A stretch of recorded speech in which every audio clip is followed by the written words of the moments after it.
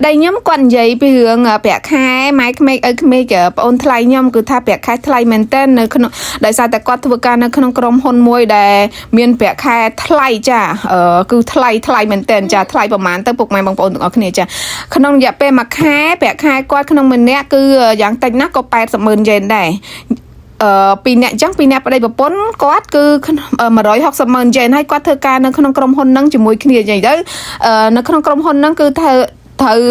អ្នកដែលមានសមត្ថភាពបងប្អូនការងារនិយាយទៅការងារគឺកុំព្យូទ័រការងារអីផ្សេងតាក់ទងជាមួយនឹងគ្រឿងផ្នែកឡានហើយអ្នកផ្សេងបងអូនថ្លៃខ្ញុំក៏គាត់ទៅសភាដែរក៏ប៉ុន្តែធ្លាក់ម៉ែប៉ាគាត់ណែនាំទៅហើយហ្នឹងក៏នៅតែធ្លាក់ដែរដោយសារតែសភាអត់ជាប់ចឹងសភាគឺច្រើនតាំងមែនទែនហើយនិយាយពីថាប្រាក់ខែ bonus វិញនិយាយពីថាបានច្រើនចាមួយឆ្នាំបានយ៉ាងតិចក៏800,000ដែរហើយនិយាយទៅម៉ែក្មេងក្មេងបងអូនថ្លៃគឺថាអ្នកមានតែម្ដងប្តីខ្ញុំថាមិនដឹងគាត់មានយ៉ាងណាដោយសារអីរាល់ពេលដងកៅអៅគាត់ស្លៀកសម្លៀកបំពាក់សិតតែកៅអៅ brand ហើយគាត់ស្លៀកកៅអៅគាត់គឺនៅឡើងថ្មីជ្រឹងតែម្ដងហើយភាគច្រើនណាគឺស្លៀកហើយអញ្ចឹងអត់យូរទេភាគច្រើនគាត់ទិញអាថ្មីហើយអញ្ចឹងកៅអៅគាត់គឺឡើងថ្មីហើយឡើងច្រើនហើយដល់ពេលគាត់មុននឹងគាត់យកទៅលក់ឬគាត់អីអញ្ចឹងគឺគាត់តែងតែយកមកឲ្យអ្នកផ្ទះខាងខ្ញុំឲ្យចាក្មេងខ្ញុំប្តីខ្ញុំអីហ្នឹងស្លៀកពាក់តែកៅអៅដដែលខាងគាត់ទេចាដូចអាវខោអាវក្មេងខោក្មេង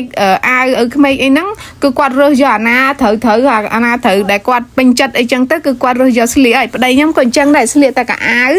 បោះខាងក្មេងបោះប្អូនថ្លៃខ្ញុំទេហើយបើខ្ញុំវិញចៃដន្យអីម៉ាក់ក្មេងបងថ្លៃខ្ញុំហ្នឹងទំហំកៅអៅគាត់ហ្នឹងវាត្រូវជាមួយនឹងខ្ញុំទៀតអញ្ចឹងកៅអៅគាត់ពីមុនដែលមើលទៅវ័យក្មេងអីចឹងគឺយកមកឲ្យខ្ញុំរើសសិនហើយបងប្អូនទាំងអស់គ្នាមិនថាកៅអៅខែល្ងាកៅអៅខែក្តៅទេអញ្ចឹងកៅអៅខែភាគច្រើនកៅអៅខែល្ងារបស់គាត់ស្អាតណាស់ហើយសិតតែល្អទៀតណានៅឡើងថ្មីហើយដល់ពេលអញ្ចឹងទៅគឺខ្ញុំរើសយកមកស្លៀកអីភាគច្រើនខ្ញុំអត់សូវទិញទេកៅអៅខែល្ងាវាមានតម្លៃថ្លៃហើយយើងទិញទៅក៏ពាក់មិនសូវជាបានទៅណាដែរអញ្ចឹងទៅកៅអៅគាត់ស្អាតអញ្ចឹងទៅយើងរើសយកមកស្លៀកទៅអត់ចាំបាច់ចំណាយខាតលុយទេហើយពួកអីកៅអៅគាត់សិតតែកៅអៅ brand អីទៀតអញ្ចឹងបងប្អូនទាំងអស់គ្នានិយាយទៅប្តីខ្ញុំគាត់ថាចេះអ្នកមានតែម្ដងដោយសារប្រាក់ខែក៏ច្រើនប្រាក់ខែ bonus ក៏ច្រើនហើយឡានគាត់វិញដូរគ្រប់សេរីតែម្ដងសិតតែឡានថ្លៃនិយាយទៅសំដៅសារឲ្យប្តីខ្ញុំគាត់ថាគាត់ចង់ទៅធ្វើការនៅក្រុមហ៊ុននោះដែរចាំមើលពេលណាមួយគាត់ចង់ទៅសភាសាកមើលថាតើជាប់តង់ទី1តង់ទី2អីឬក៏អត់គាត់ថាសភាច្រើនតង់ណាប្តីខ្ញុំគាត់ថាសភាអញ្ចឹងទៅបើឧទាហរណ៍ថាជាប់អីអញ្ចឹងទៅគឺត្រូវធ្វើការរយៈពេលប្រមាណហើយជាប់រយៈពេលប្រហែលឆ្នាំនឹងហើយសភាទៀតសភានិយាយទៅសភាប្រហែលឆ្នាំសភាចុងក្រោយតសភាជាមួយថៅកែបានជាប់